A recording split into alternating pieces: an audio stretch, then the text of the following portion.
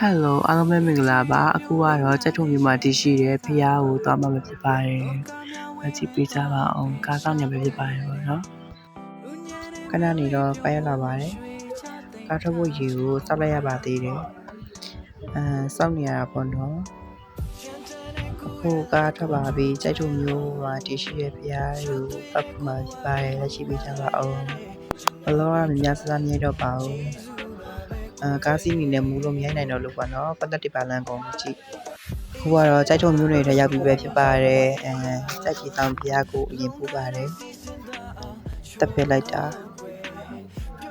တကယ်ကြောက်တင်နဲ့စောက်ထားတဲ့ဖျားကြီးဆိုရင်လည်းမမားပါဘူးအကြည့်ပေးကြပါအောင်ကြာပါပါတယ်ချက်တီဆောင်ကနေပြီးတော့ခုတော့ဒီမှာမောင်လေးနဲ့စပီဆွဲဖို့ဆိုပြီးတော့နေရအောင်နေခါကြမှာသူတို့နှစ်ယောက်ကဂိမ်းလာစောနေရပါတော့နေရလောဖယ်ပြီးတော့ကိုပဲဆွဲရတာပဲဒါနဲ့စက်တီဆောင်နေထွက်တဲ့ခါမှာစိုက်တူမှာတရှိရထိုင်တော်မူတဲ့ဝင်ပါမယ်ထိုင်တော်မူတဲ့မှာတိတ်မကြပြလိုက်ပါဘူးတက်တဲ့နေရာလေးပဲရေးလိုက်ပါတယ်ဟိုမှာထိုင်တော်မူပါကိုဆိုရင်ထိုင်တော်မူပေါ်တက်ပါမှာဖြစ်ပါတယ်ဘလော့ရမြင်များစားမြင်တော့ပေါ့နော်ဒီလောက်ပဲပေါ့တပုတ်နေမကူရသေးလို့ပါ